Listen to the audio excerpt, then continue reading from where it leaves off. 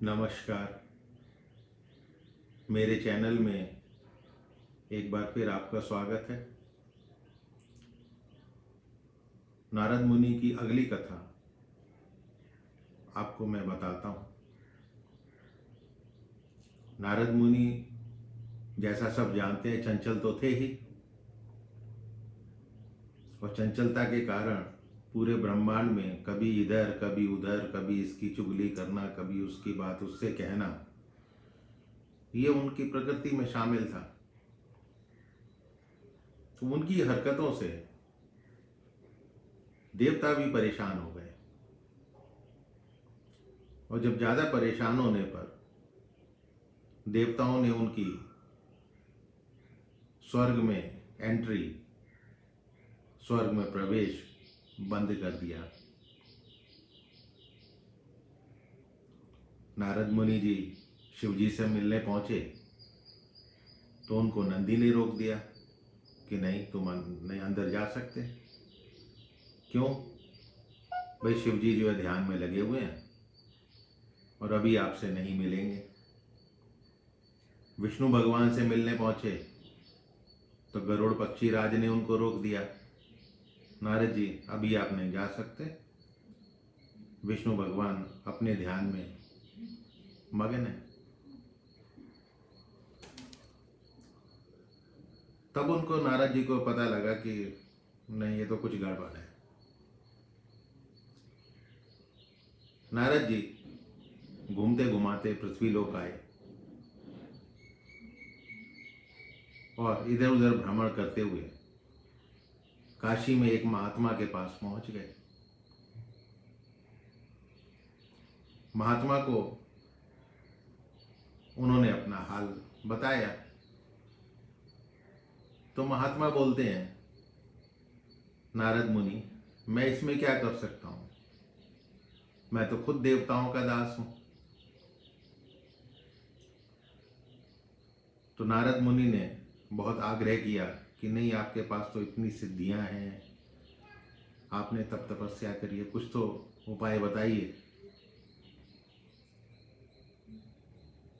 तो उन महात्मा ने अपने पास रखे हुए 3 पत्थर के टुकड़े दे दिए, पाषाण के टुकड़े। कहते अद्भुत पाषाण के टुकड़े हैं 3,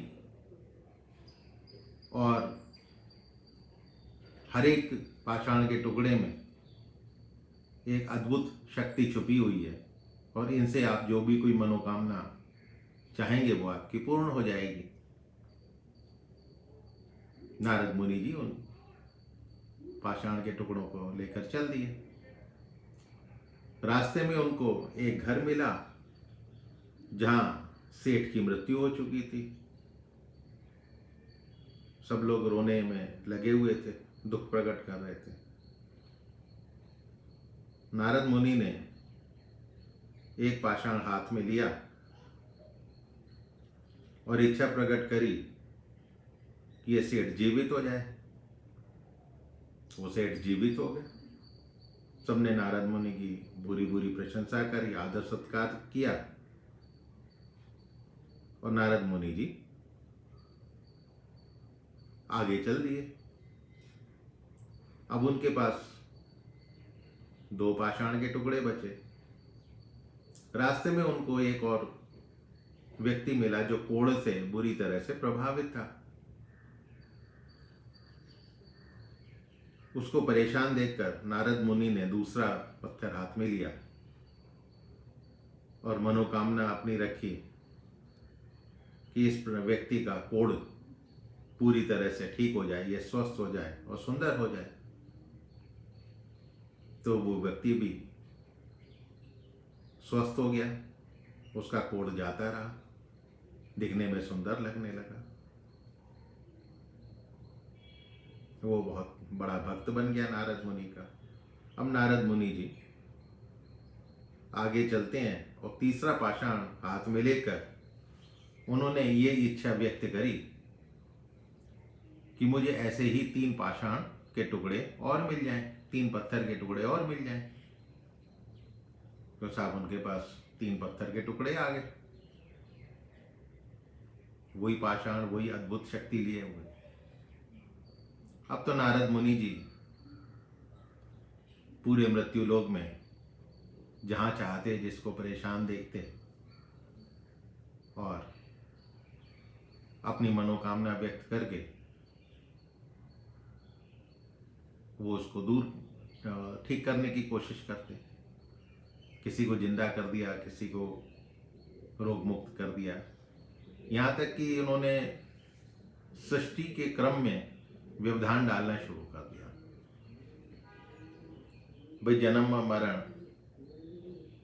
ये सृष्टि के क्रम की आवश्यक घटनाएं हैं।